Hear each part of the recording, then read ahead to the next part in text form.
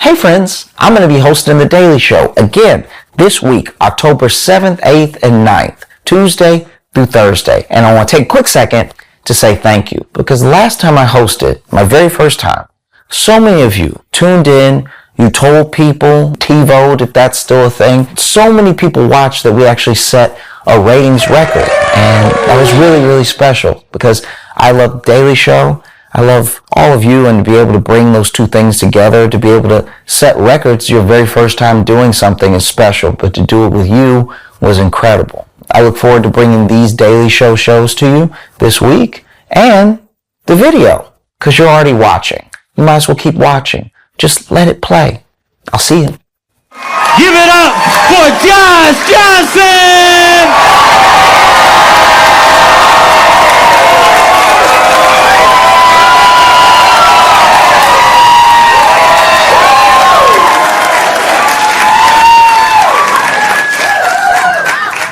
I don't know if y'all seen, but people are losing their minds. People are losing their minds because Bad Bunny's gonna be doing the Super Bowl halftime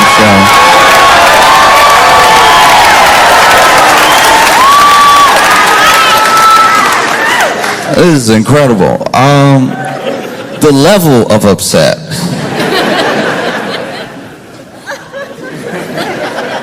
You ever see somebody get so mad that you're like, this is just weird? Like, not even, we're past like the levels of angry I expect you to get, and we're into a new realm where it knocks me out of even any sort of reactionary response. I'm more just like, are you okay? One time, I was at a McDonald's, right? And this dude, he must have wanted the pickles that come with the sandwich. They come with the sandwich. He got a hamburger, comes with a pickle. His hamburger didn't have a pickle. And I don't know what else was happening in his life. Maybe he usually handles disappointment very well. Maybe they caught him on the wrong day. Maybe they, you know what I mean? Maybe this man's been through a lot, and this is finally the thing that made him snap. This is possible. Everybody has their line, everybody has their limit, and some people's limit, you wish that your limit would come when it makes sense. Do you know what I mean?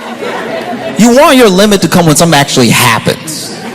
You know? Like, you want your limit to come when it's like, maybe you've lost your job, you don't know what you're going to do next, rent is due, and your dad is passed, and it's just all happening at one time, and then you lose it. That's when everybody would understand you losing it. But instead of losing it when you're supposed to lose it, some people stay strong. They don't let on that they're about to lose it. And so then they go to McDonald's.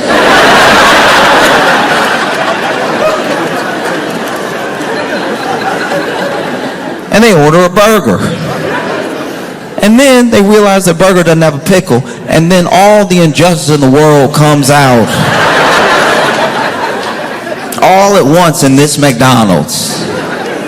And so now you're screaming in front of a bunch of strangers because you don't have a pickle. And we all know that you don't have the pickle, not because you opened the sandwich to check, just in case you were like, hey, is the world fair today where there'll be a pickle on my sandwich? No, you know there's not a pickle because you ate half the sandwich and you haven't hit pickle yet. And so you finally open the sandwich, just give it a look. Be like, maybe this is a slippery one. Maybe this pickle's sneaky. You know, they supposed to put it on top of the cheese before the bun, maybe under the condiments, but maybe this one, oof, maybe this one's sneaking in there between the meat and the cheese, who knows, right? And then you open the sandwich, you realize you've had no pickle, you realize you've been looking forward to pickle this entire hamburger, and it was never gonna come. It was never gonna come. It was never gonna come, just like your job isn't coming back, just like No, it's all coming back in real time. It's like the pickle is almost this unintentional metaphor. Like the pickle is missing the way your father is missing your life because he's gone now. And so you just start letting it all out. It just comes out. You start screaming at someone behind the counter who is 17. Just someone who is beginning their life. Someone who has the whole world ahead. I mean, you used to have the whole world ahead of you as well. But then life happened and it came at you so fast you weren't sure what you were doing when you were doing it. And so now at home you have somebody that you're married to that like y'all are almost like strangers passing in the hallway, and you have 2 kids but you don't really see yourself in them at all. And so now you wonder if maybe you were too hard on your dad and you wish you could tell him that, but he's gone. And so is the pickle. The pickle's not in there. The pickle is supposed to be here, right? And that's why you end up screaming at this 17-year-old at the top of your lungs to the point where people are recording you on their phone, which is never great. Your life never gets better after that. That's never the beginning of something wonderful. It means you're probably about to lose the next job before you even get it because you've lost your job and you're going to apply for more. You might even apply here. They won't hire you. But the next job you apply for, they're going to look this up. They're going to put your name in Google, and then this video will come up of you screaming at this 17-year-old that you accidentally called dad. And that's a tough part about not snapping at the right time. If you had snapped 15 minutes ago at home, everybody would get it. Somebody might even hug you. But now you're at McDonald's and they're just calling the police.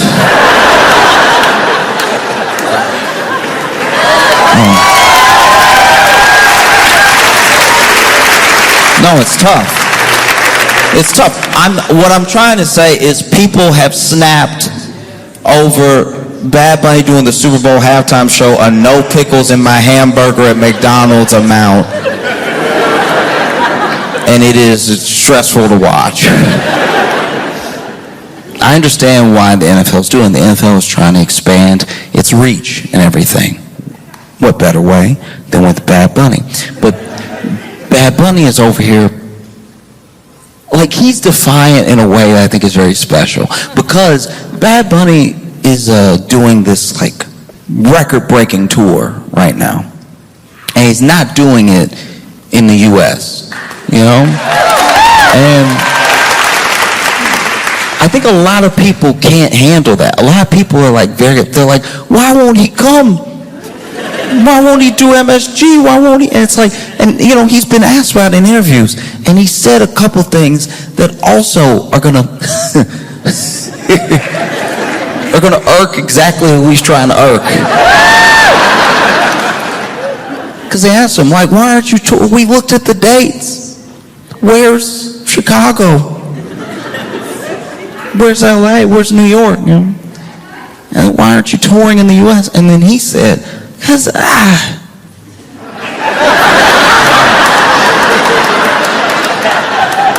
it's just not necessary.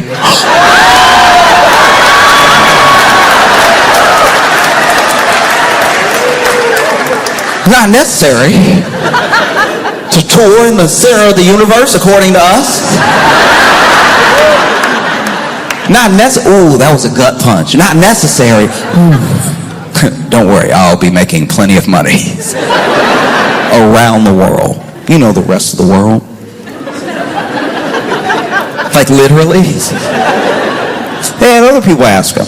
And he was like, hey, look, I don't do shows here right now because I ain't hanging outside of my shows trying to do some sort of sting or something like that. I want my people to be safe and everything. In fact, if you want to see me bad enough, I'll be doing a bunch of shows in Puerto Rico. You can come to Puerto Rico. And plenty of people were like, Puerto Rico? Where's that? Because it's actually terrifying. It is like bone-chilling scary how many people who live in the U.S., like U.S. citizens that don't know what land the U.S. has. It's like, I don't know what civics class or what is it just geography? How are we failing the youth and the elderly? Like, it's like, because it's not like you can just blame it on the kids. Grown people also don't know.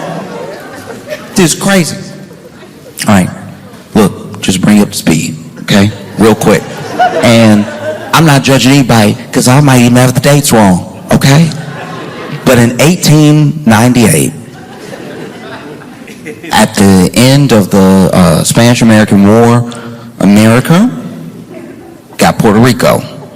So already, territory, Puerto Rico, right? 1917, Puerto Ricans gained U.S. citizenship. 1952, Puerto Rico became like a sort of commonwealth, which I guess a lot of people miss because, like, we don't have a king, or we didn't have a king, or like whatever. But like,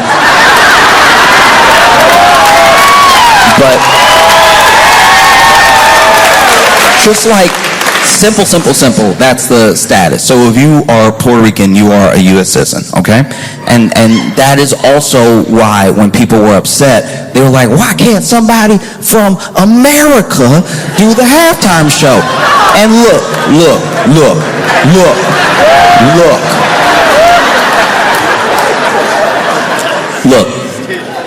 listen to me. The people screaming that are coming from a very specific place. They have watched the Super Bowl religiously, and the last few years have watched it get blacker. And I understand. After Kendrick, they were like, it's black now. Is it finally black enough? You blacked it. You did it. It's been blacked. All right. That's enough. It's been black, and I watched it. I didn't get it, but it was black, and you had it. Can we have one? Because I don't think you're going to get blacker. So it's got to be our turn again. And they thought, surely, their time was coming. You know, after Kendrick, next one got to be, you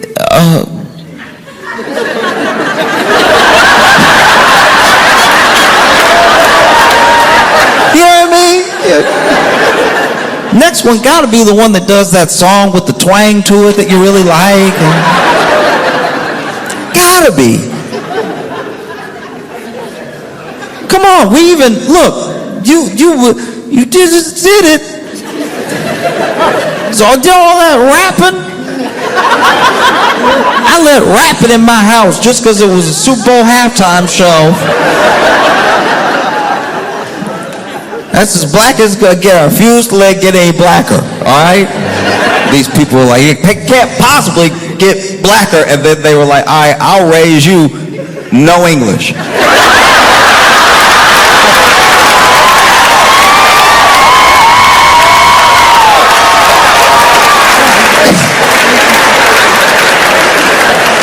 Oh, you think you're mad now? Ooh,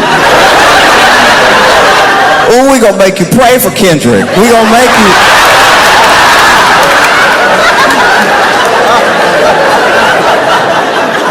Ooh, Kendrick, please hit us with some symbolism. I don't even understand what's going on now.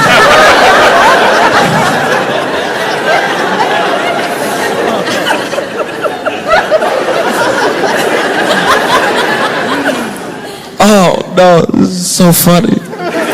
They're so mad. They're mad in a way that's like, I don't even know, like even if I wanted to help, I wouldn't even know where to start. Because what are you so mad about? It's like, because it's Super Bowl. It's Super Bowl.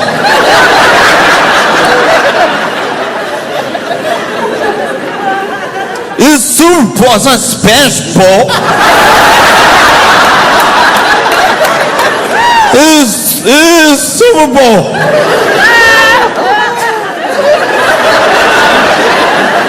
What's next? I love what's next, by the way.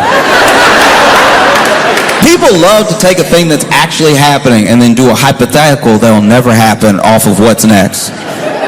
You see Bad Bunny's doing a Super Bowl halftime show. What's next? You gonna make Superman Mexican? That's what's next. That's definitely gonna happen. What's next? What's next? You know what I mean?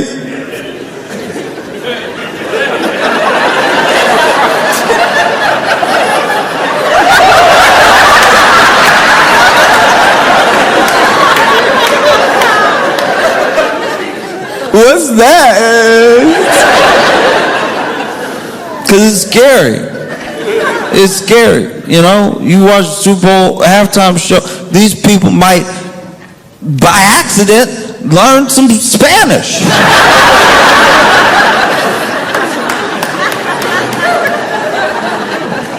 Then what's next? If I learn the Spanish, what's next?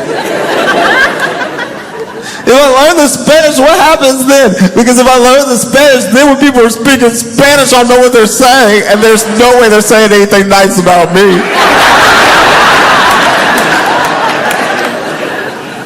But no, people losing their minds. I can't believe it. Spanish? He's gonna speak Spanish?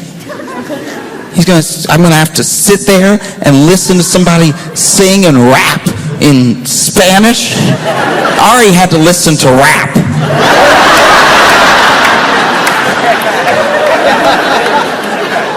You know what that was like for me? You know what that was like for me to hear rap in between the game I bet on? I'm gonna have to sit there and listen to somebody Spanish. I'm gonna have to sit there listening, watching the Super Bowl halftime show to Spanish. I'm gonna have to sit there with my guacamole and my chips in my lap, listening to Spanish. I am gonna have to sit there while I eat the tacos that I Uber Eats to my place, listening to Spanish. The idea that I could have a deluxe crunch wrap and have to listen to Spanish is crazy. Not in my America. Spanish? Are you serious?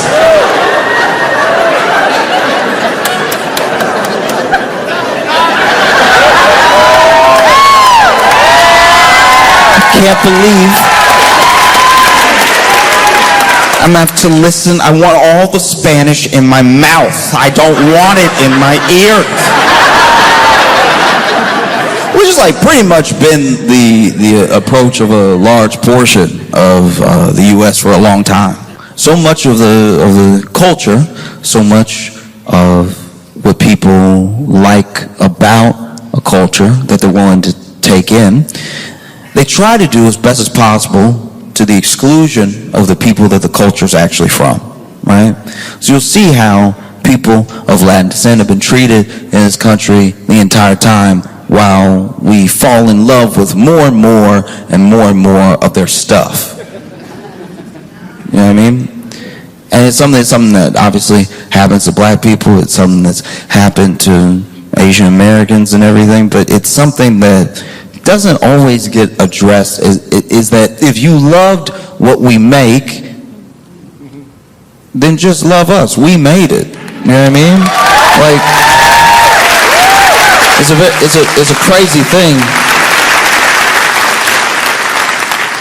It's a crazy thing to love almost every aspect of a culture and then meet the person who created that culture and be like, I don't know if I trust you though. I just kind of want all your stuff at my house. It's like, oh, I love that thing that you do. I'd probably just take it. What if I took it and then pretend it was mine? Wouldn't that be dope? What if I take it so hard that one day I tell you about it? No, I tell you about it, and then I tell you you're doing it wrong, because it's actually... No, what if you have your entire culture with a different understanding of everything, a different understanding of the world, because it's from a different lens, and it's also from perspective of a people who have built a very rich heritage and everything. And what if one day I stop by and I'm like, oh, that looks cool, I'll take some of that. And then when I say it back to you and you're like, that's actually not how you say it, I'm like, I think I know how to say it.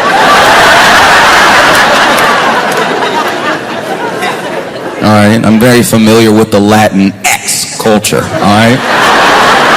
Huh. Please, that's sweet of you to try to help me, but I'm well versed. Oh.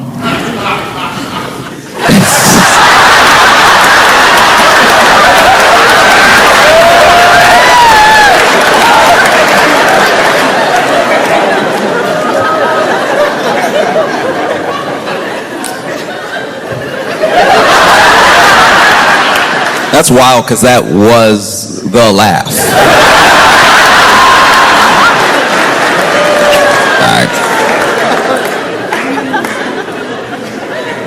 No, because you see, Bad Bunny moves in a way that's very intentional, and he has the loyalty of his fans and his people because of how he moves. Because there are plenty of people that truly, and I'm not saying this from a place of judgment, I'm saying it just from noticing. There are people who truly forget where they come from as soon as they get success. It is a very, sadly, once again, it's a very American mindset to have that as long as you get taken care of, as long as you're okay, you can leave whatever behind, and you're out now. And you're out, you made it out. And then you start to rationalize in your head, well, if I made it out, then people just have to do what I did to make it out. I'm not special. Then they'll be able to take care of themselves, and then all of a sudden you're gone. And there's not a real building of community. There's no upward mobility for the people around you. You just up and went, right? And look, it's also a very hard thing to do to try to bring everybody with you. Plenty of people have gone bankrupt trying to do so. You see us like, and I've done it from time to time. I'm not innocent of this thing. So once again, I'm not judging. But you see us with entertainers and athletes, we'll judge them for like going broke quickly, and we always make the assumption it was because they made stupid decisions. Maybe they bought one chain, and then we're like, well, they were out here buying chains, and so now they're broke, and so. But more often than not, what happens, and what a lot of people don't talk about, what a lot of people don't give them credit for, is one of the reasons that they went broke is that this new money, it's a lot of money, but this new money tried to bring everyone with them at the same time. We're not able to set up systems for everybody to succeed, and so then everybody was broke in like 5 years' time. It's because of their heart that they were broke. It's because of their intention to try to bring everybody with them that they aren't in some mansion somewhere, Essentially, you had something like that happened to MC Hammer. There were a lot of people that hear how much money MC Hammer made and then how much he lost, and they thought to themselves, oh, he must have been balling out or something. He probably deserved to lose all that money. Then you hear interviews with MC Hammer. He talks about his business and everything. He talks about the people that he hired. This man hired family. He hired friends from the hood. Just try to give them jobs, either to keep them out of trouble or just get them some money, because he knew that they would do the right things with their money. But he's one man. He's one man, and eventually you can't have all these people on the payroll. You can't have all this money going out when not enough is coming in, when not enough is coming back, and so eventually you do lose everything. So it's an admirable thing, and it's a smart thing to say, hey, if you want to see me, come spend your money here. Come to Puerto Rico. You can come do the shows. Anybody can come. We'll have a good time here. You see, Bad Bunny thinking ahead. I'm not going to do shows in a place that has these like ICE raids and everything, because also in Chicago there was an ICE raid of this apartment complex, and in the apartment complex they grabbed everybody. They grabbed everybody in the worst way. They zip-tied kids. They zip-tied kids. Some kids, scared, crying, terrified. Nobody knew what was happening. They entered the building with flashbangs and everything, all because they said that they were there for, I think, like 6 members of some gang. Trend Day Aragua. I'm trying to pronounce it the way the president pronounces it. Trend Day Aragua. They were there for them. And look, I don't even know if that's true, because apparently they didn't show anybody any warrants, So maybe that's just something they said for later, after they went ahead and did the raid. But they zip-tied, they held black and brown people alike, And that's the other thing. It's like pretending that somebody's fight is not your fight is only going to work for so long. Like, pretending something is not your problem will make it your problem very soon. Because already Supreme Court has pretty much ruled that ICE can profile so they can grab who they need to grab, right? And it's like, okay, well, what does an American look like to the people who are grabbing people? You know what I mean? Because, I don't know, I feel like I have some pretty good diction. But I could probably still get zip-tied. If we're going off of looks, it won't really matter that I'm like, sir, please, I'm an American citizen.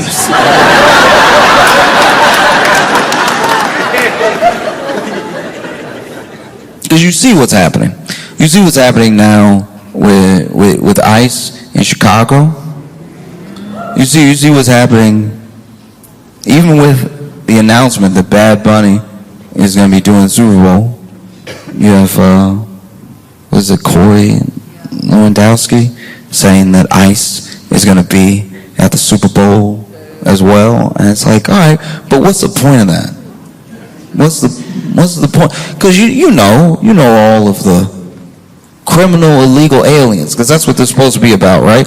You know all the criminal illegal aliens every year that score tickets to the Super Bowl.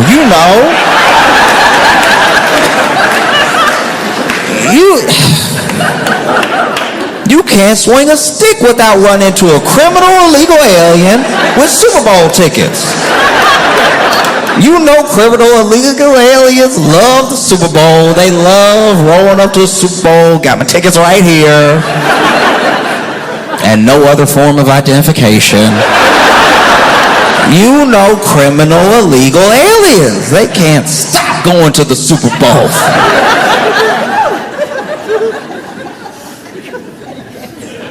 In fact, every year I'm like, when are they going to do something about these criminal illegal aliens enjoying the game while I'm sitting at home because the tickets are like $10,000 just to see? Can't stand criminal illegal aliens having all the money and using it on the Super Bowl. That's an irresponsible purchase. You're not even supposed to be here, Mr. Criminal Illegal Alien, and you going to the Super Bowl instead of hard-working Americans that can't afford to go to the Super Bowl. And we should know that, no one is coming to save us in that way. This is everybody's problem, and there's not enough of a travesty. There won't be enough rights that are violated. There won't be enough unconstitutional things happening that's just going to make the people doing it go, whoops. That's not going to happen. They're not just going to stop.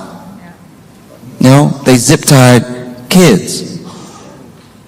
Kids who were born here.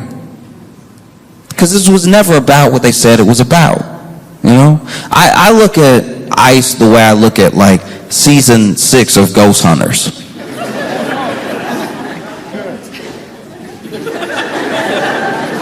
You're looking, but you're not going to find what you're looking for because you made it up, you know?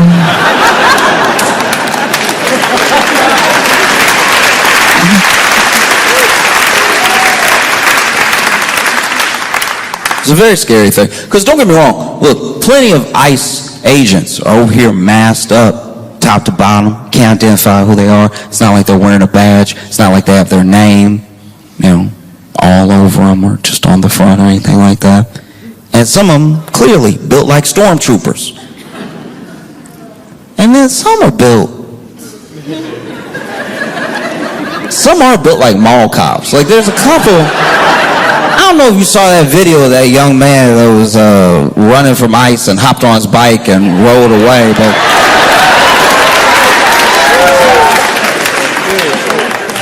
at a certain amount of running, you have to accept that you didn't catch the person.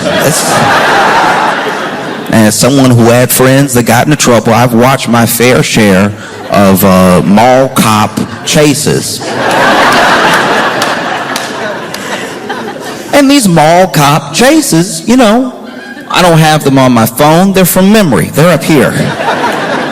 But they usually start a similar way. They usually start with, huh? What's that? What'd you say to me? And then, just far enough away, they say it again.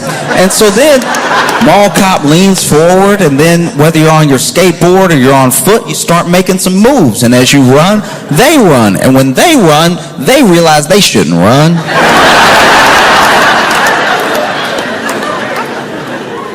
It's a battle. It's a battle for them to run, and you can tell because the kick. Okay, I'm not a runner. I'm not an athlete in that way, but I'll tell you right now that like, okay,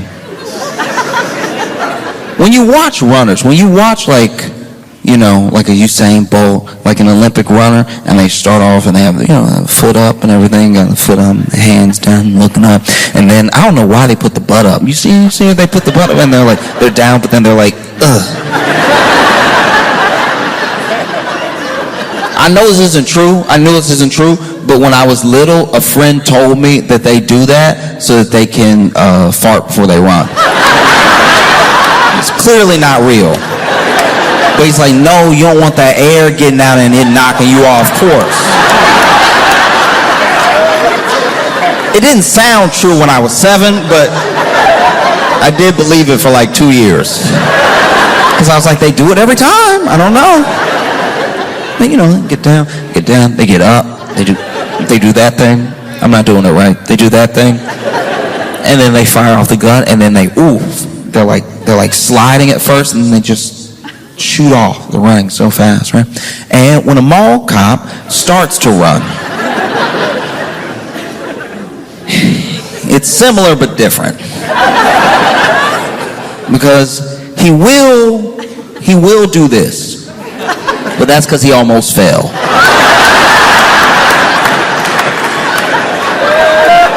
He got knocked off balance reaching for you. All right, so now he,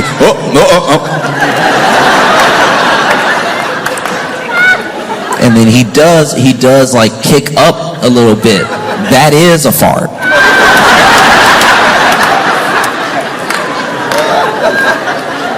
And then he starts to take off and chase you. The problem is, I don't know what happens. I don't know what happens when you take up the badge of mall enforcer. I don't know what happens to your right foot. I don't know what happens to your left foot. But they stop speaking to one another. And in these mall cop chases, I've seen plenty of them start kick off, up.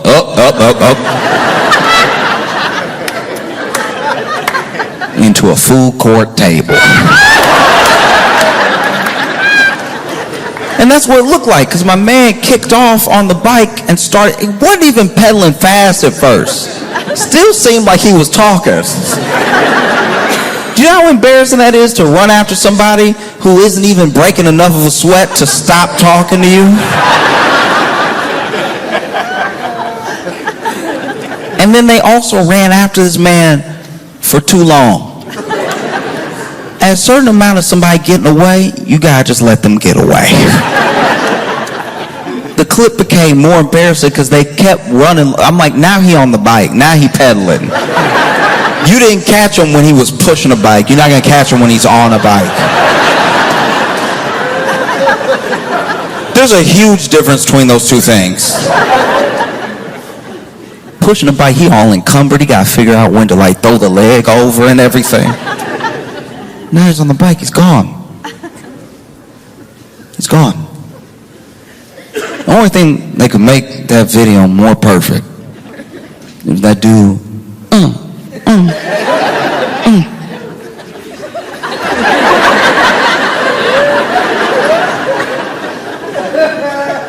And he pedaled all the way to the Super Bowl halftime show.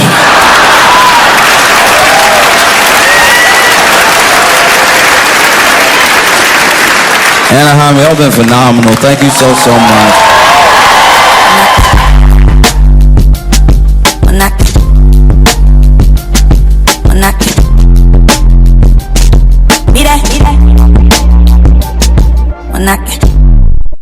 Have y'all seen the Barbie movie yet? Yeah, okay, lie, yeses, some no's. I haven't seen it yet, but I'm very excited to see it. Mainly because of what it's doing to white women. This is crazy.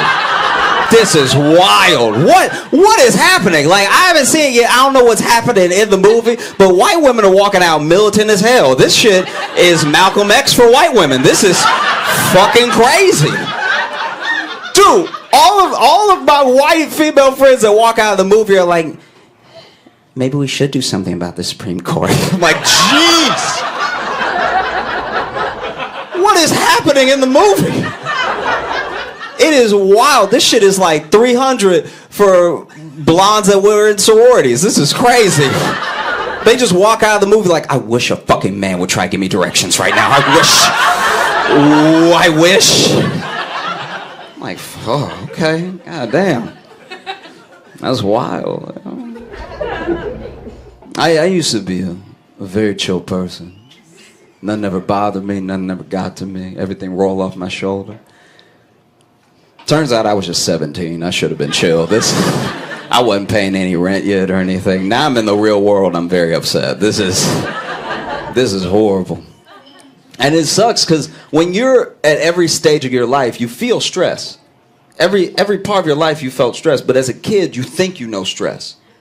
Like you're sure that you know real stress as a little kid. Most stressed out person I ever met in my entire life was in elementary school. We were both 6. And this is the most stressed out to date. I've never met anybody like this. This kid was walking around like he had a full pension he was about to lose. Like he would crush his juice boxes when he got done with just so much like he had a mortgage. It was crazy. I'll never forget this. There was one time I went to a Montessori school, so we got nap time a little longer than other kids. And I remember we were both 6 years old, laying there. It was nap time, and nap time was the only time the teachers got a real break from us. But they needed all of us to be asleep, and he was just eyes wide, looking at the ceiling, thinking about an annuity or something. Just like, and sure enough, teacher walks up to him very sweetly. I remember because I was laying next to him. She's like, is there anything I can get you? Or like, do you need an extra pillow or something? And like, I wasn't asleep, but I was dozing. You know, there wasn't anything on my 6-year-old mind. I was chilling. You know? But what he said woke me right up. It was the wildest. So she's like, do you need anything? Is there anything I can get you? And he turns to her and said, naps don't help when your soul is tired. So, whoa!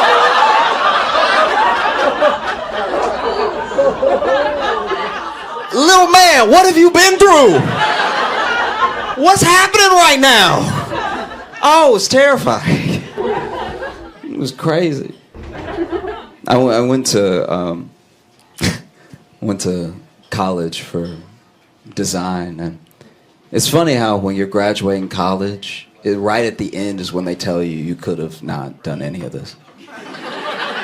It's like the dean is like shaking your hand and handing your diploma and whispering in your ear. It's like, you didn't have to. And I remember I was just looking for any job that I could get out of college, and I started working at a grocery store. And I told them that I majored in design, and they were like, "Oh, you can design how we put up the grapes."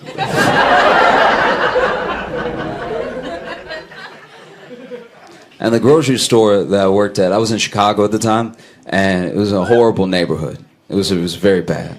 This was like an epically bad neighborhood. We had so many different characters because there was a clinic at one end, like it was like a methadone clinic, so a lot of people that were on or trying to get off drugs would just be around the store. And then there was also a mental facility, so the people who got out of the mental facility but didn't have anywhere to go would just hang out at the grocery store.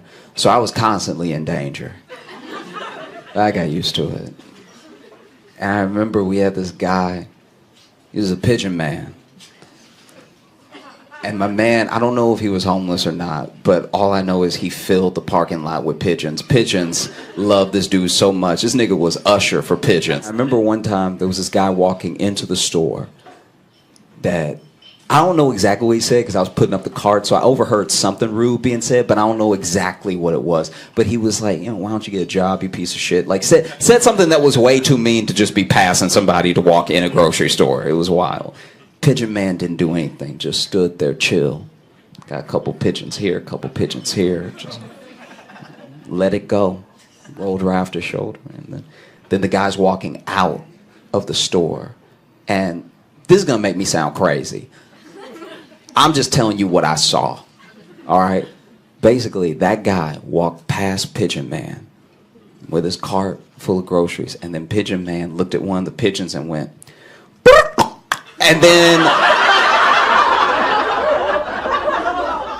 then the pigeon flew into the back of that dude's head. And I'm not saying this man talks to pigeons. I'm just saying he did that and then the bird did that. That's all. I'm just relaying information. Don't look at me like I'm crazy. I'm just, he went, and then the pigeon kamikaze the back of that dude's head. Almost knocked that man out. It was crazy. And then that's the other thing, too, is that there were so many characters that worked there, but then nobody warned me. So I just started working there. But when you work in a bad neighborhood, they don't make the people that come and frequent the store part of the training. They should do that. They should be like, all right, look, on Wednesday, it's going to be a nigga in a dress. He gonna walk in, he gonna start fighting everybody, all right? So you just want to take cover, right? They don't do any of that. They're just like, all right, and then this is how you fill out your timesheet. Like, they act like it's a normal place. It was not a normal place. And so there was one day where this dude, this dude came in, walked in very casually, stopped right after the sliding doors, took off his shirt, took off his pants, and went, "I'ma fuck everybody."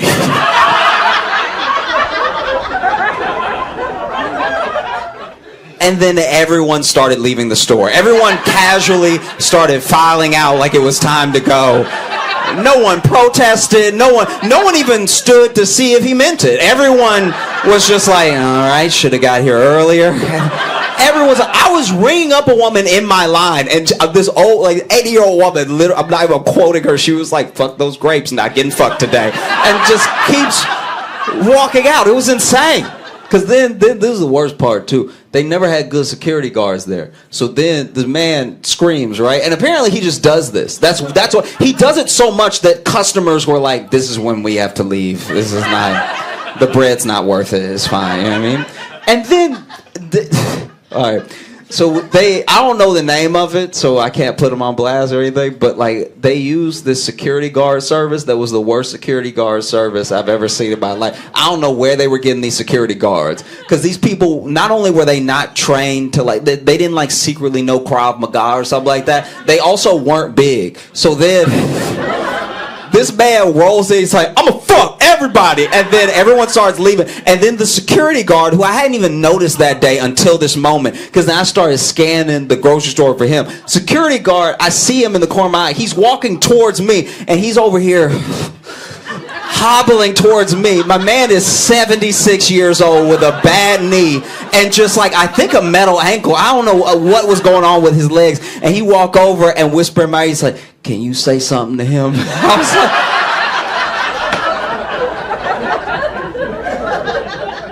can I say something?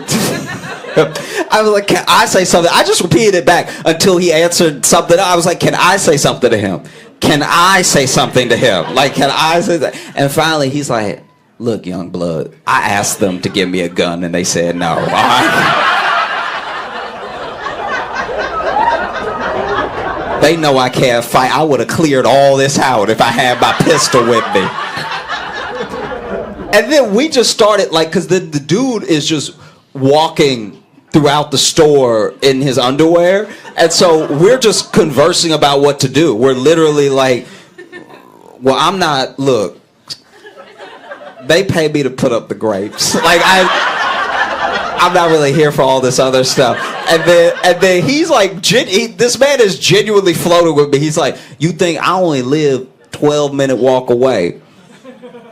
Should I go get my gun? Like, and then we can just, look, I can go get my gun. We can act like you found it, right? And I was like, no, why would I find your gun that's at your house? And then my man said he said it was a 12-minute walk, but he's like, but you know I walk a little slow, so you're gonna have to hold him down for about half an hour, because you know with this leg, you know it's been troubling me. It's been raining and shit, so I can't move like I used to. So then I'm gonna go home. I'm gonna get the gun. I was like, it takes you 30 minutes to do a 12-minute walk. He's like, yeah, so it's gonna be an hour. Like it's gonna be quite a while before I can come. But as soon as I pop him, I bet he'll never be back here again. I was like, are you even a good shot? Like this is, like at a certain point you start considering it. My man is just like walking down the aisles. There's no customers in the store.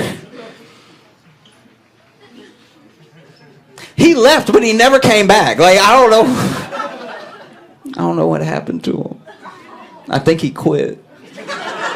I think he quit when he got home. I think he hobbled home, and then he was like, nah.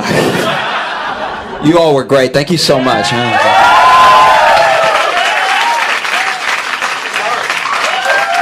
Keep it going. Keep it going. Josh Johnson, ladies and gentlemen. I can't tell if the story is hilarious or heartbreaking. I think you'll decide. There's a pastor in Colorado that scammed his congregation out of $3.2 million. No, it's a heartwarming story. It was all for crypto. He made a coin. And he passed it off to his congregation, saying that the Lord wanted to bless them. And then they invested. And then he's now been caught and is being charged with fraud. And he pocketed 1.3 million of the 3.2 million. And so he came out and he made a video. And in the apology video, he is very honest. He's like, listen, the Lord spoke to my wife and I and said to, make this coin and everything. And I even said to God, I like how he acts like God is a guy, just like, and that he's a guy that he can't get on the phone right now, but was talking wild a couple weeks ago. And so it's like, and then look, I was even asking God, because I'm not even omniscient like God is. I'm not over here like God. And I even asked God, I was like, where's the liquidity going to come from? And honestly, if your pastor ever says liquidity to you, that should be the first sign to run. Run as fast as you can, as far away as possible. And so he's like, I even asked God, where's the liquidity gonna come from? And God said, trust me.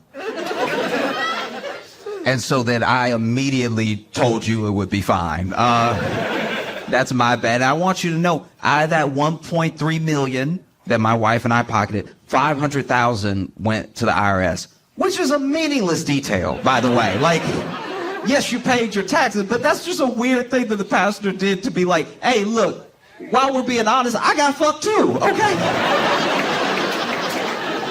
IRS really get everybody, don't they? It's like, as much as we hate the IRS, you're not going to flip this around on them right now. And then he got caught, and he's like, yes, we did spend it on some trips and a home renovation that the Lord told us to do. And I'm starting to think that Lord is just some guy's last name to him. Just a Marcus Lord that does a lot of cocaine. It's like, I got a new coin. You should tell your peeps, you should get them in on it.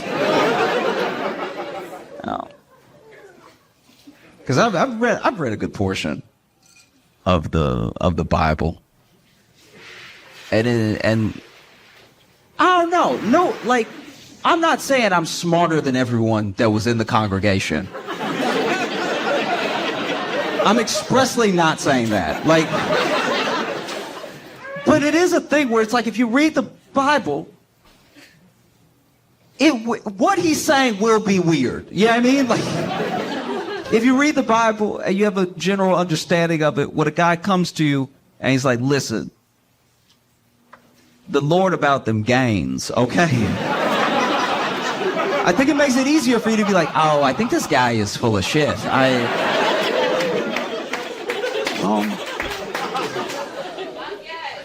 Thank you. But that's a scary thing, though, is that, like, there's a blurred line now, blurred almost to the point of being indistinguishable between, like, pastors and influencers. You know what I mean? Like a pastor used to be, at least where I come from, a pastor used to at least be poor. You know what I mean? When a pastor is poor, they're very easy to believe. Because you see how poor they are, and they're like, oh, you really about that life. Do you know what I mean? Like, it's like a poor pastor is like it's like a gang member that has been shot a few times, where you can see the lumps. And you're like, oh, you're really dangerous. Okay. A pastor that's poor makes a more convincing argument. Because even when you try to check their work, you're like, if nothing else, even if they are absolutely out of their mind, they at least believe this because they're willing to dedicate their whole life to, and to it exactly, to it only, right?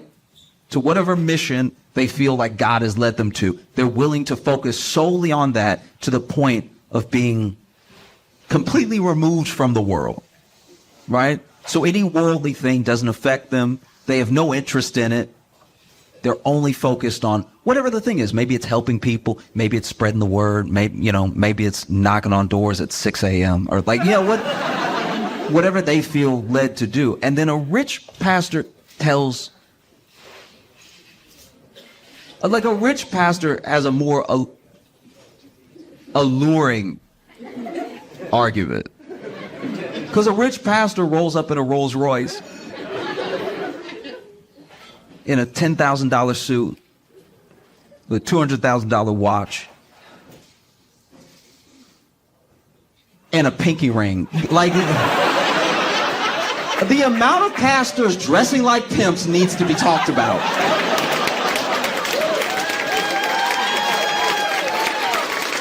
Do you know what I mean? It's like there's too many wires crossing with, like, I'll see a pastor dressed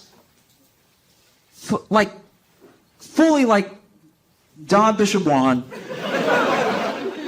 and I'll be like, oh, yes, you are pimping your congregation. Like, yes, I get it. Wow.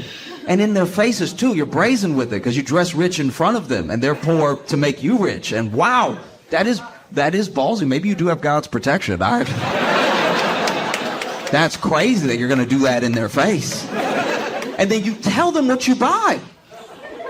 If you see these televangelists, they tell the people what they bought with the money that they said was going to missions and to... Because when the plate is getting passed around, it's so that we can help the poor and that we can spread the word and that we can, sort of build up the church to have things for you as a community. One of the only reasons to have church is for a community. It doesn't even have to be fully like-minded people. It can just be people that you feel like safe and in communion with. And so, yes, sometimes everybody pulls their money together and then They're like, you know what would be great is a rec center for the kids. And then a church will put all their money into building a building that could be a rec center for the kids so that they don't get in trouble. There are lots of things and ways that churches spend money that I do think are good. And so when I see like a mega church's facilities, I'm not immediately skeptical. It's when I see the person and he's dressed so much like a pimp. Like, I cannot stress this enough. It is full pimp outfit. Like, it's to the point of tacky. Like, we're not even talking about just because he has a suit. I'm talking about he has like, they are all stopping short of a cane. Like,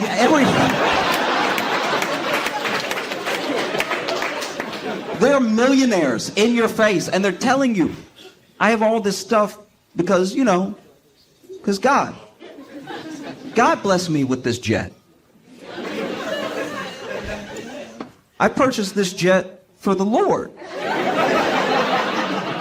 so I could fly from place to place quicker, spreading the message. And I would even believe that if we didn't have Zoom. If Zoom was not a thing, I would get a pastor being like, I have to get over there to spread the word as quickly as possible. They don't know. They have no idea. And it's not like we can send them a telegram or something. It's not like there's been iterations of communication for decades that would negate me buying a jet to fly it to, I'm not going to tell you where.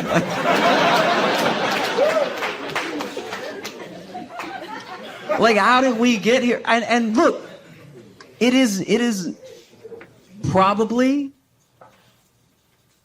it's probably an easy thing to have happen. It is. It's probably, I think that I'm trying to be gracious for a second. I really am. I'm trying to extend an olive branch for a second and just, no, just hear me out. I do think that there's something that speaks to these pastors, but I think what has happened is that they have mistaken God for their intrusive thoughts. Do you know what I mean?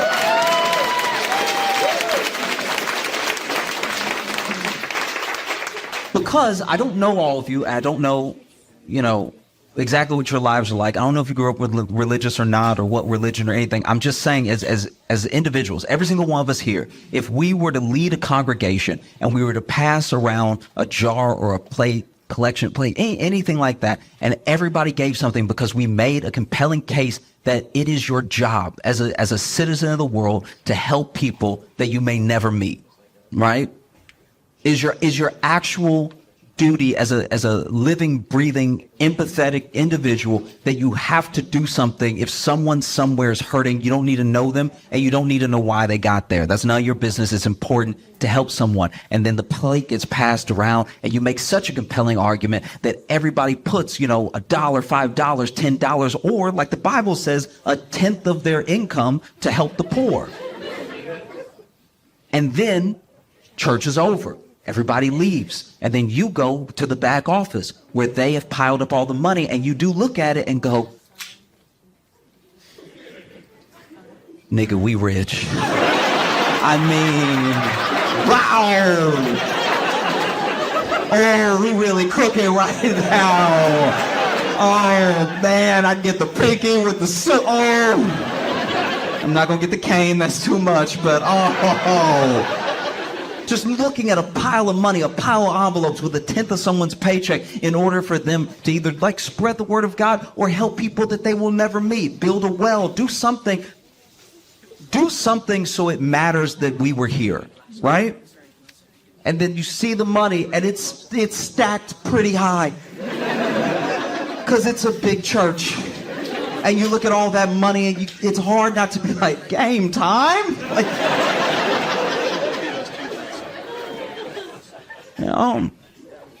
That's a tough thing. A friend said to me today, because I was telling him about the story, and he said to me that if churches did what they were supposed to do, we might not have much homelessness. You know what I mean? Like churches were really about it. In a compelling way. In a way that was genuinely uncomfortable. In a way that was like... I'm going to tell you a story, and you're going to judge me, but it's fine. I was at a theater when I first moved to Chicago. And when I first moved to Chicago, I didn't have any money, right? And I especially did not have much to spare. But I was at a show, and I was at that show because it was free. So it was a free midnight show that I loved so much. I made sure to go there every Thursday night because I knew it was a free show. I could do something. I could meet other comics. I could, learn by watching them and everything because everyone on the show was incredibly funny. It was actually a sketch show, ironically enough. And there was a person that came in, and she came in and she clearly had nothing, right? Her clothes were torn and everything. Her hair was a little messed up, and she had a little bit of a limp. And she was asking people for change. And you got to remember, this is like a kind of swanky place. Like it has a little bit of that underground grunge feel to it, but it's also like a nice place with a nice bar and everything. And so everybody was like, no, no, no, no. And everyone was varying degrees of like just ignoring, politely saying no, being aggressive, get out of here sort of thing. And then someone came and they asked her to leave, right? And so I see all that happen. I'm sort of sitting in the back towards where the showroom is. And then this was all happening towards the front. She didn't get far in. I watch the show, and I'll be honest, I didn't really think about her while I was watching the show. I was thinking about what an incredible show this was, how thankful I was that it was free and everything. And then the show lets out. And I guess because a couple hours had passed, she gave it another try. So she came in, she was asking people for change. And once again, it was varying degrees of not looking at her, asking her to leave them alone and everything, politely saying no. And so then I had about like $3 in my pocket. And so I saw her the second time, and I felt so bad about how the first time went and that I didn't do anything that I went ahead and I gave her the $3. And when I gave her the $3, she took it and she looked at me and she said, "Oh, thank you so much." And then she jumped and hugged me tight. And what should have been a sweet moment was mainly just me being like, "Oh my God, oh my God, oh my God, oh my God, oh my God, oh my God, oh my God, oh my God, oh my God, oh my God, oh, oh, oh, oh."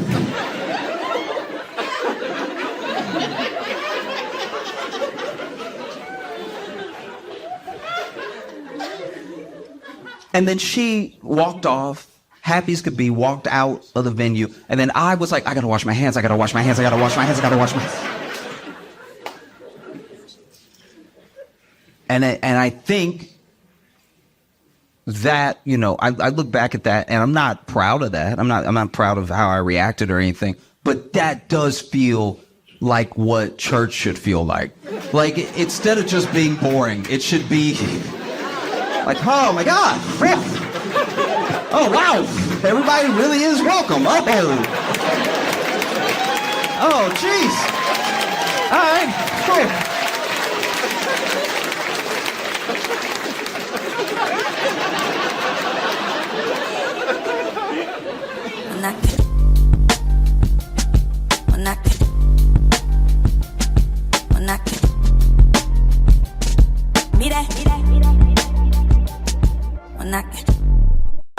I don't know if this story resonated with people the way that it resonated with me, but they caught the Pennsylvania convict that escaped and everything. All right, did you already know about this? Okay, so some of y'all didn't, so I'll explain it very quickly. Very, very quickly, I'll try to give you the rundown on what happened. Basically, there was this guy, and you can watch it. They released the footage of this dude escaping. prison, right? He escaped prison, okay? So then this dude walks up. I should also mention, when I saw the escape, I was rooting for him to be like a burglar or like you know what I mean? Like something that you could bank rob or something you could really get in the story. Turns out he's a murderer. So I was like, please find him immediately. Please, please, please. He is killed. He is a killer, all right? And the worst part about him being a killer is he little. So he is a little killer, and that is the scariest type of killer. Bro, you are big. If you stood up to kill me, I'd be like, that makes sense. I'm getting killed by a man right now. You know what I mean? Like if a big man goes to kill, that looks like what he want to do anyway. Like if you a big dude and you kill, that all makes sense. But if you a little killer, if you just walking, I'm like that's. Cause I don't know who he killed, what he did, but all I know is he a killer and he little, so it must felt like Chucky coming at you when he was coming. Doesn't even feel like he take regular steps. He feel like they do that wind-up toy shit, you know what I'm talking about? Where he's like, murder, you know what I mean? And so I was freaked out by that. They told me he was a killer, I was like, please catch him quick. So this is what he did. So basically, he walks up to two pillars that are in the prison, right? And he put his hand on one pillar. And he put his foot on the other pillar. And then this motherfucker moonwalked up until he got to the roof. I've only seen Jackie Chan do that in Rumble in the Bronx and Looney Tunes. Those are the only two that I've seen moonwalk up two pillars like that. And he did it like it was nothing. And then he jumped off the like side of the building, was on the roof, jumped over that wire, jumped off the building, and then ran into the bushes and stuff. And they couldn't find him because he little. Okay. And this is the worst part. Okay, so he's so little that they locked down everybody. They made everyone in a wide radius stay inside. They were like, don't. Yeah, it was where? It was in my parents' backyard. He was in your parents' backyard?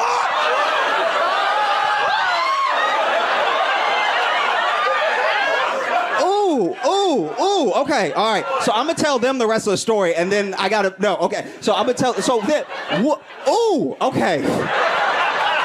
All right, so then this motherfucker is out, right? And so then they lock everybody down in a radius because they don't want anybody to leave the house because he's so little, they don't know where he could be. So he's so little that he could be under sinks.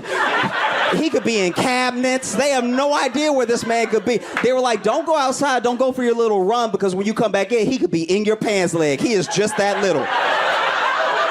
This man is tiny as hell, all right? He's so little. Stay where you are. And they even locked down school, and a lot of people were upset and didn't understand why they did that, but I did. I got it immediately. He little. All he needs is a backpack, and he one of the kids. Now he's even harder to find. Is he under a sink? Is he in home economics class? Like, where is it? So then, all right. So then this is as far as I know and what I saw, but I'm going to get a little bit more confirmation in a second. So then the way that they found him was also hilarious because then they found him, right? And they were using this like infrared to track where he could be because they knew he was in the woods. And him being in the woods makes the story even funnier. I'm not going to lie. Because him being in the woods like a Keebler elf, just like a little murdery, like, you know what I mean? So then they get the infrared. Then they find a pattern that they think is him. Then they release the like manhunt dogs, right? And so I'm not a cop. I don't really know what goes into it, but from what I've heard, this might be bad information. I'm just telling you what I heard, all right? The manhunt dogs aren't like the drug dogs. These dogs only get to go out to do manhunt stuff. So if they not on manhunt, they bored, right? So then they release these dogs. These dogs could not be happier. These dogs were out like, yes! The dogs were, you can see it on dogs' face, this is what we play for! This was the Super Bowl for those dogs, right? They were like, yeah! And so then the dog, one of the dogs caught him, right? And they caught him. Like the dog got him, but got him. Like got him on the head. And the dog biting his whole head is just a testament to how little he is. Like, I'm surprised the dog didn't swallow him. Like, your whole head fit in the dog's mouth like a lion circus act? That's insane. He was in your parents' backyard. So, okay, and for a little while? Or, like, how long was he in? And when he was in the backyard, was he just in between two blades of grass? Like, how did y'all not? Ran through let them know the next day, but it was like at night. Oh, so he ran through your parents' backyard, and then the cops came to your parents the next day, and they were like, listen, he little and he was here. Which is not reassuring at all. It's like for a cop to come to your house and be like, this little motherfucker was here. And we still don't know where he is. He could still be here, all right? Check your collar. Check behind your ear. Is he there? This was the littlest manhunt we've ever been on. It was like they were looking for Stuart Little. It was crazy. In your parents' back, and were your parents like freaked out by that? Oh, they weren't freaked out? We locked our doors, so it was fine. Your parents are like, we locked our doors, so it's all good. We closed the windows, it's fine. Was your dad acting like tough about it? Absolutely not. Oh, your dad? Okay. I thought maybe your dad would be like, I'm gonna step on that little motherfucker when I see him. Like, no, wow. Ooh. Oh, almost feels weird to change the subject now, but I'm gonna try.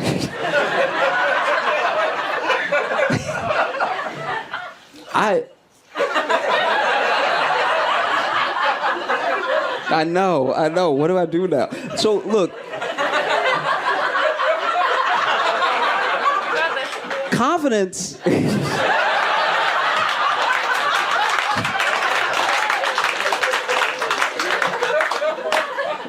Confidence is not a meritocracy. One of the things that hurts men in their lives more than anything is not having confidence. And some men have so much confidence, and it's like completely unearned.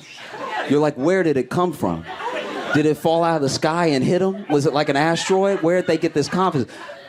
I'll give you an example. This happened last night, right? I was on a walk, right? I just got some ice cream, a little sorbet, okay? I'm on my walk, I'm enjoying my strawberry sorbet, and I see next to me two beautiful, like truly, truly beautiful women, right? And we're all about to cross the street. And then as I was looking over at them, past them, I saw one of the raggiest dudes I've ever seen in my entire life, right? And he was on a bike, but it looked like a city bike, but it looked like it used to be a city bike. You know what I mean? You know, like when a city bike really been through it to where even city bike is like, you can keep this one. We don't. Like it looked decommissioned. Like it's like it wasn't even blue anymore. It was just busted looking. And he on the bike, right? And so then it wasn't. I mean, maybe it wasn't even a city bike because it had a chain on. Anyway. So he's riding the bike, okay? And he rides up to where the three of us are standing, and he immediately shoots his shot with these two women. I've never had broke bike shooting my shot confidence. And two women who look done up. Like they look like they just got, like it must be one of their birthdays or something. They look incredible. And he rolled up and he did the thing where he tried to slow down and he wanted to swerve on him. You could tell he wanted to swerve, but he couldn't get the handlebars in the right position. So, you know, he wanted to be like he wanted to like, you know what I mean? You know, he wanted to like flip on him. But instead he was just like, how y'all doing, ladies? How y'all doing? And so all three of us turned. And I don't know why I turned. Like, but all three of us turned. Like, and then he just proceeded to lay it on thick. He's like, how you doing? You know, y'all looking good tonight? And it's like, it was one of those things where I was like, where is it coming from? But then I thought to myself, I'm like, the place that misplaced confidence really comes from is it's a numbers game. Every man knows that it's a numbers game. And you have to remove your emotions from it because he knows in his head, if they say no to him, that literally just makes sense. So we can only go up from here. You wonder why raggedy dudes try it on with you? It's because they know you should say no. On the off chance you having a bad night, your confidence fucked up, you don't really have hope, and you say yes, that's my night. And so they at first they were going to ignore him, but then they saw that the light wasn't turning because we still had 20 seconds on this other one. So we knew it was going to be 20 seconds. So he's like, how y'all doing? Everything good? You want to hang out? What y'all doing later and everything? And then they were like, oh, no, we're good. Thank you so much and everything. And then he was like, all right, I mean, you missing out when you're not hanging out with Leroy. He said his name in the third person. Like, that's the confidence. Anyway, so then he's like, you're missing out if you're not out with Leroy. And then he went to like start up again, and you could tell you want to do the like when you're on a bike and you try to really get one going so you get high on it so you can really come down. So he tried to get high on it, and right then the chain broke, and so the chain broke on the bike, and then he just, without saying a word, just sort of got off the bike and started walking the bike away. He was like, all right, y'all missing out, but all right.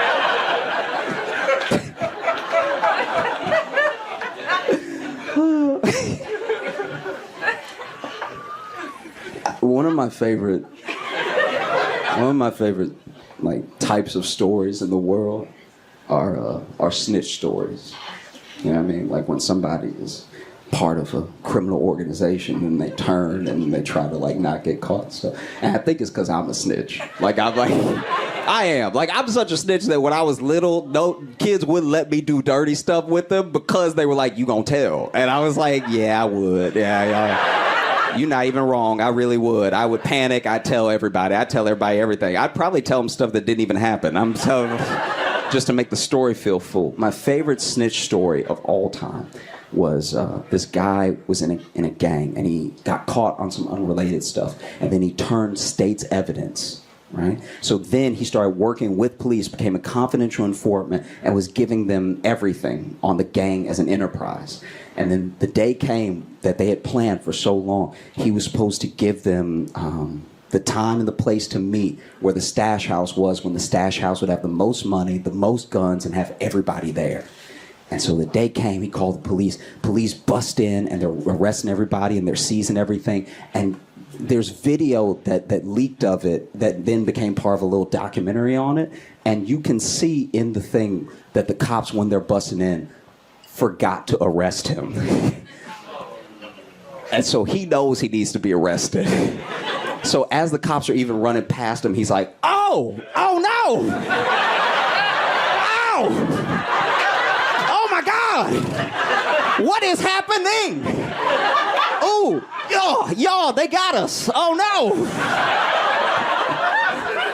And there's a little subtitle on the thing where the man is sitting on his hands, uncuffed, whispering to the cop, motherfucker, cuff me. What are you doing? You trying to get me killed? Man, you all have been so fantastic. Thank you so much. I'm Josh Johnson. It still sort of blows my mind. I can't believe it, if I'm being honest. I can't believe that they agreed to do it. Like, both of them agreed to. Like, Trump and Biden are going to debate.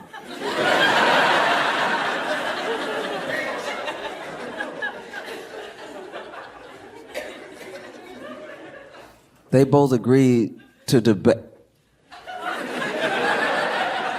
This was crazy about them debating. We know how we feel. Like, it's weird that both of them were like, you know what'll do it?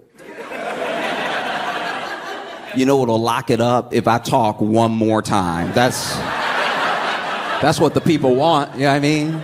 They want to see me at the booth. That's what. No, it feels crazy.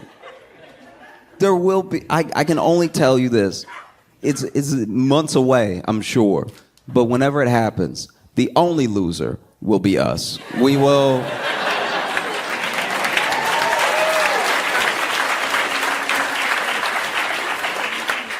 Both those dudes are going to talk and interrupt. It's going to be a hell show. And then everyone's going to walk away like their dude won.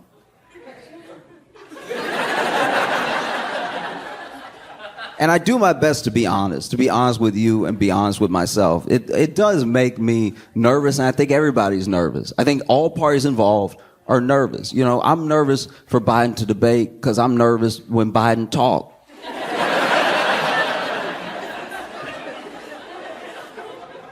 Don't be like that, you know.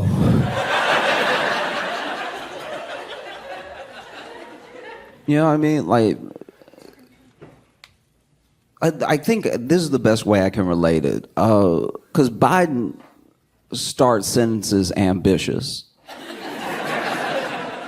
The way I relate to how Biden talks is when I first moved to Chicago, right? I didn't have much.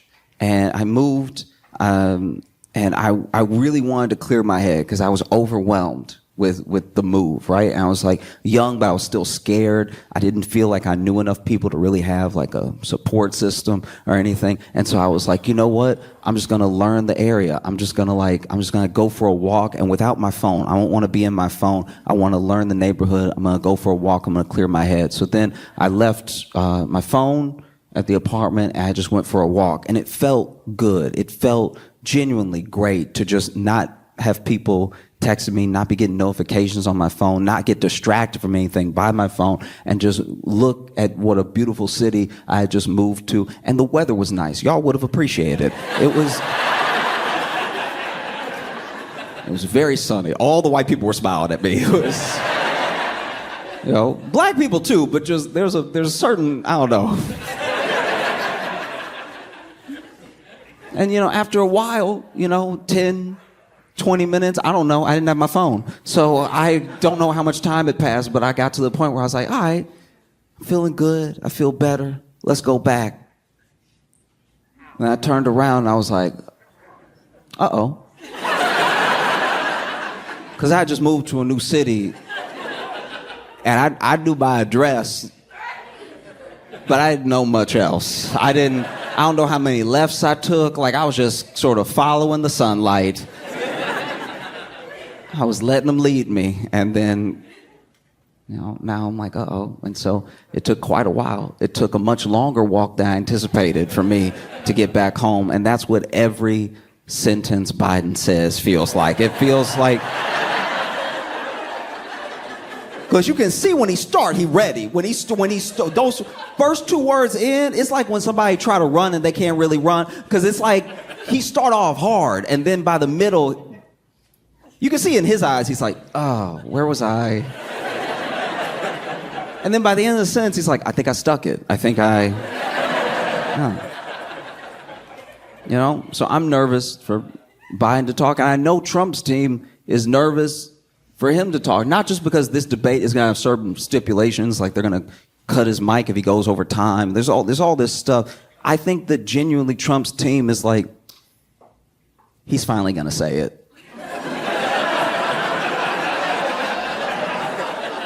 We've managed to go 9 years without him saying it, but he gonna slip. He gonna say it.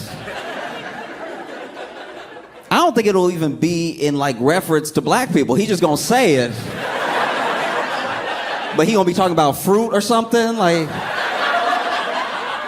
even racist people will be like, huh. That's not how I use it. He's so creative. I will say, you know, people go on and on about Trump being racist. That man is way more weird than he is racist. Trump's racism is like here. His weirdness is top notch. Because, like, I got to watch a lot of the news. For work, I have to watch a ton of news. I have to watch not everything because it's not humanly possible, but I have to watch things over again. I have to go back. I've watched so many of his rallies, right? I've watched a ton of rallies. And he has a thing at his rallies where it feels like a wrestling match. I can understand why people enjoy going. I do. I get it. Because it's politics for sport. Like, you know when to boo, you know when to cheer. It's theater, right? And he is good at it. We'd be delusional to pretend that he's not good at it, right? But every once in a while, even he won't know what should be next. Like, I was watching this rally where I think he was going on like immigration, then he was going on like finances and Wall Street and stuff, and then out of nowhere he just started talking about the water pressure in America. And you could tell people who had just been cheering were like, yeah, oh, yeah, I guess. Nah, I mean, he's not wrong. I have felt that too. Like, I felt like This man was railing about immigration, and out of nowhere, he's like, there's no like the shower don't hit. The toilets don't flush when you want them to flush. It take 3 flushes. This man literally was like, it take 3 flushes. What are we doing, people? The washing machine doesn't get the stains out. Like, it really was like this political thing that quickly turned into like how his day was going. And honestly, it's the most relatable he's ever been to me. Because I was like, nah, he not wrong. Sometimes when you at a hotel, it does drip on you. And you're like, nah, I need power. I need that masseuse setting in the shower. Yeah. This is, okay, look. This has bothered me for a long time. And I know nobody cares because it's like barely topical anymore. But there's a case against Trump, one of many, right? There's a case against Trump with the classified documents. Now, a lot of people say that it's going to get thrown out. A lot of these are probably going to get thrown out, right? But the classified documents case, I don't have proof. I like to think I'm not like a conspiracy theorist or anything, but for real, I don't have proof. So what I'm telling you is me just talking to y'all because we're friends, okay? So I'm just telling you what I think. I'm not telling you that like the prosecutor can even pull him up on this. I'm just saying that this is what I think, right? So the classified document, he basically, in case you don't know, took a lot of documents with him when he left the White House, right? And they went to Mar-a-Lago and retrieved a bunch of them. And they were in all sorts of different rooms. Like they were in the closet. Some of them were in the bathroom. There's all this stuff like that. Now, the speech that he gave, the rally he gave that I was talking about before, was towards the end of his presidency. And I think this is what I think happened. He started bringing up the water pressure. I'm pretty sure he tried to flush documents that day.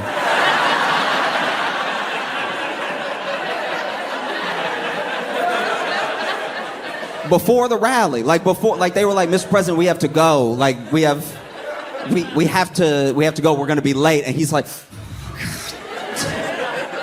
you know, he read something that didn't seem good. Everybody jokes he can't read. The man can read. He probably read it and was like, this one. And then he flushing, and because it's printer paper, it doesn't go down like toilet tissue. So then after the third flush, it's not going down. He's like, this country is doomed. All right, this should have been gone down. And so then when they went to Mar-a-Lago and there were all the documents stocked up to the ceiling in the bathroom, people were like, why were there documents in the bathroom? I think that those were unflushed documents. I think that I don't have any proof of what I'm saying. Take it all with a grain of salt. We're here to have fun. But no, I do think Trump's team is a bit nervous because the agreement for the debate had like very specific stipulations that like some people saying were fair, some people were saying were deeply unfair and everything. But a lot of it just doesn't play to what Trump is good at. You know what I mean? Trump is good with a crowd, and they didn't want to have a crowd, stuff like that. And I don't know. As much as I, pick on Biden about talking, Trump has his stuff too. Like, I remember that time he tried to say origins. In case you haven't seen the clip, it's phenomenal. Basically, it's rough, because I'm not even kidding, I'm being real with y'all for a second, I did feel bad for him in that moment, because you can tell he know the word. You can tell he's trying to say orange, or he's trying to say origins, and he keeps saying oranges. But he doesn't mean to. It's like when you keep texting the same auto-corrected word, and you don't mean to, you know what I mean? Like your friend texts you something crazy, and you try to text back like, fuck, and then you end up texting back duck, and then you text duck again. And then you text duck one more time. And then you get upset, so you just text damn it. Like, that's...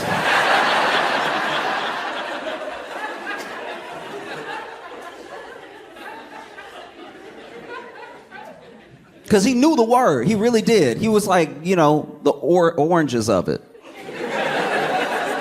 And you can tell he got a little embarrassed because he know he on TV and everything, and so he tries to back up. He's like, the oranges. The oranges. It was like watching somebody with their phone, but in his mouth. He was like, and I was also like, he need to tell his mouth to act right because I can tell his brain knows the word because he kept saying oranges. It's like, you know, the oranges, the beginnings. Where it starts, the oranges, the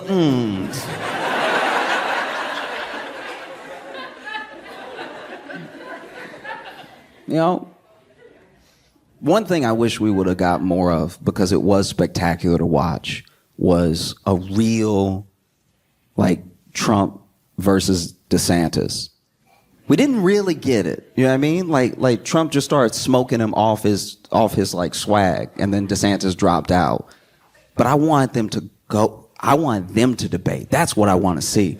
That's what the world needs. Those two debating, getting at it, and not about policy or anything, because honestly, they both have shots for each other that would go harder than Kendrick and Drake. Like, Trump and DeSantis in a debate, all Trump has to do is, you know, do his thing. I'm the president you love, and whatever. And then DeSantis can just be like, well, I served in the military. Where were you?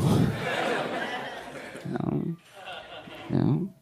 There was one roast that Trump got in on DeSantis that was particularly spectacular. It was fire, right? Because everybody was making fun of DeSantis for wearing heels, because we couldn't tell if he was wearing heels or not, because he always was like, his height is weird. There's pictures where he's next to people and he's taller than them, and then there's pictures where he's next to other people who are the same height as the other people he was taller than, and he's the same height as them. So people were like, he's wearing platform shoes, he's got to be. And then Trump, ooh, it was cold. It's one of the coldest things I've seen him do in a long time. So Trump was explaining the shoes out of nowhere at a rally for no reason. Nobody said anything. He was talking about infrastructure. He was talking about how bad Biden is. And then out of nowhere, he was like, and have you seen DeSantis' shoes? They're weird. When he said they're weird, I paused, and I went and popped some popcorn. Because I was like, he's about to light him up. And then this clip did not get passed around as much as it should have, but basically he was describing the shoe, and he was like, you can't tell it's a platform shoe because it's a heel inside. Like, Trump has trouble with the word origins, but he roasted this man so articulately. Like, just, he was like, no, there's a platform within the shoe, so it looks flat at the bottom, but up top, you know, he's on his tiptoes, and you can tell when he walks. I'm not even kidding, Trump did this. You can tell when he walks because he goes like this.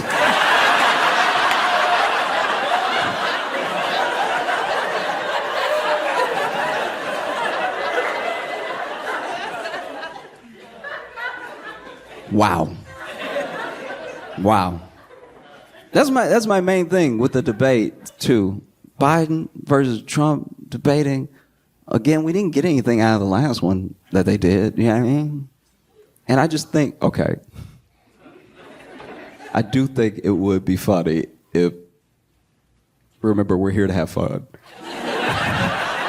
It would be funny to be cool. It would be funny to me if during the debate, one of them died. Like, that was, like, that's...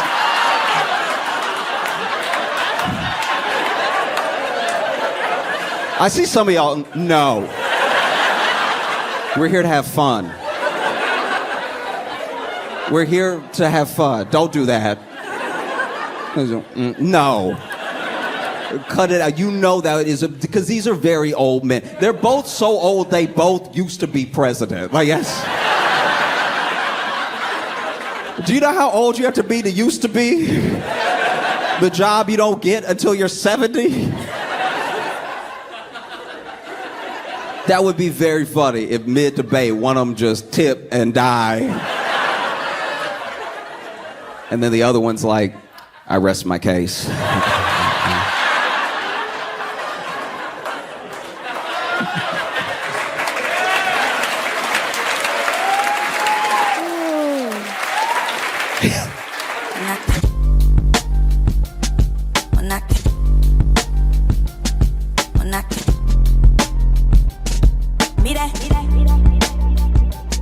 When I